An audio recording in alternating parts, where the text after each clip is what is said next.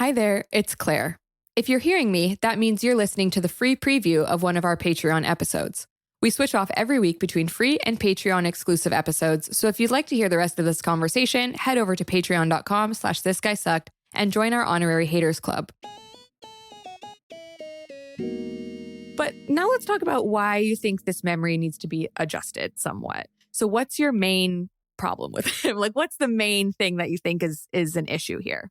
So there are a couple of things that I want to mention. So the first is that one of the things that Dundas did, even though he kind of had this history that would seem, I think, to be kind of very to be kind of fairly progressive on the question of slavery abolition, is that when he became an influential member of the Pitt government, he did a great deal of work to try to delay abolition and sort of delay the institutionalization of the British involvement in the transatlantic slave trade against sort of the efforts of many movement activists, both people of African descent as well as white British people, especially people who were connected to religious movements like Quakerism, who in this period of the 1780s and then into the 1790s were doing a huge amount of work to lobby Parliament to actually abolish the slave trade. In Henry's case, I mean, he was sort of somebody who thought that actually this should be deferred because he always put sort of the interests of British merchants, the merchants who were making an enormous amount of money from the transatlantic slave trade first. We have to remember, although it's in some ways kind of maybe hard for people to see it today, that, I mean, the slave trade in Britain was an enormously encompassing institution. So many of of both the mercantile community and the financial institutions that exist in Britain, and indeed still exist today in Britain, made huge amounts of profit from transatlantic slave trade. One example is Barclays Bank, which exists today. I mean, many of you, some listeners may even have an account with Barclays. Barclays, as well as a number of other banks that exist today in Britain, had all kinds of links to the slave trade that helped finance ships by giving loans to enslavers, who then used that money to purchase enslaved people and transport them across the Atlantic. So there are lots of ways in which many of the institutions that still exist in Britain today were really tied up with that. And in some sense, Dundas, as a kind of protector of the institutional order, was somebody who didn't want to see those institutions lose their profits as a result. And so he wanted to kind of delay the institutionalization of abolition in order to maintain sort of the power of British capital. Yeah. And so one of the things that he argues, like you said, he becomes an MP. And while that's happening, he still claims to be against slavery, like ideologically opposed to it, but then actively stymies its total abolition. So it's not like this is a passive thing that he's doing. He is very actively making decisions that prevent abolition from occurring across both Britain and its sort of broader empire. So he does this by repeatedly tabling parliamentary motions that call for abolition. Like, this is a choice he's making. And he, in other cases, actively abstains, which sounds stupid, but he chooses to abstain from voting as early as 1792.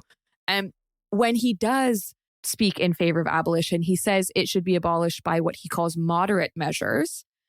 So what he says is that it needed to happen gradually via ending hereditary slavery so that people are not born enslaved.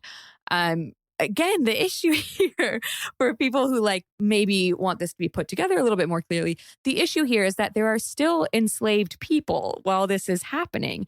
And while he's hemming and hawing over the right way to offer them freedom, they are still enslaved. He also offers something kind of like what we would call the gun argument in the US, where he says, look, if we just abolish slavery full stop, bad people are still going to enslave others, but they'll just do it in a secret way that we can't control or regulate. So we need to find a way to make those enslavers and potential enslavers comfortable, to ease the transition for them, All the while, the people they're subjugating remain enslaved. The human cost, at least to me, again, not as an expert in this, but someone who's just looking at it from the perspective of a historian, the human cost being considered here is not exclusively that of the enslaved people, which again should be at the center of this, but it's also the cost to the poor plantation owners in the West Indies who will be distressed at the loss of their slaves, and merchants who will lose money on them, rather than, again, the people being subjugated. Yes. And Dundas actually spent a great deal of time sort of corresponding with West India merchants and was very receptive to the lobbying arguments of what was known at the time as the kind of the West India interest, which was sort of a kind of transatlantic pro-slavery lobbying effort that involved British enslavers in the West Indies, plantation owners, and their kind of political allies in Britain who worked together to lobby Parliament in order to try to delay abolition, and eventually to also try to push for restitution and payments to slave owners for the so-called costs of abolishing the slave trade. And Dundas was kind of like the politician who was sort of facilitating and helping them make their arguments and their case in Parliament. And so he very much kind of took this side, which was very clearly the wrong side of history when it came to slavery. Yeah, so it is interesting because sometimes we'll see, like, when we make these episodes, we'll see people who aren't aware necessarily of what the outcome of their decisions will be, right? Like they make a decision or they do something and then it creates a long-term legacy that we now would find sort of like morally repulsive or that we see some sort of problem with. This is not one of those cases where he makes a decision that he can't foresee the outcome. Like the decision that he's making has a very foreseeable outcome, which is he prevents something from changing. Like he makes a decision or makes several decisions, a series of decisions, including to protect certain people, to defend certain ideological orientations in order to even just like agreeing with the idea of the sort of economic quantification of humans. He does that. And there's a very foreseeable outcome here. And all it does is delay what abolitionists say is inevitable. Yes. And it's important to point out, I think, to add to that, one of the things that sometimes we hear when we're talking about, like bad people in the past is that, this person was like a man of his time or a woman of his time, or this person was, it's not fair to judge them by, our contemporary standards. But in this case, what we need to remember is that at this point in the 1790s, abolition wasn't some like what it was, like 30, 40 years ago, a kind of fringe idea that was only being adopted by, say, religious radicals.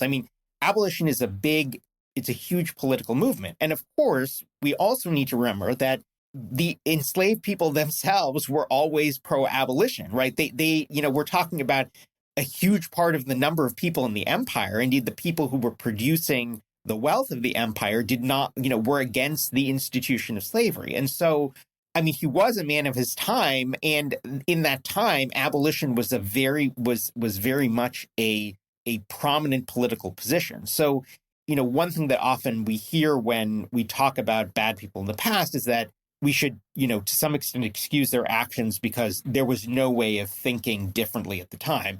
But the fact is that when Dundas was alive, there was a very prominent different way of thinking about labor and about how you treat other people. And the abolition of slavery was an absolutely an important, prominent, and recognized position at this time. So, he was absolutely on the wrong side of history, and he was on the wrong side of what a growing number of people in Britain and the British Empire at this time were recognizing as a genuinely evil institution that needed to be abolished.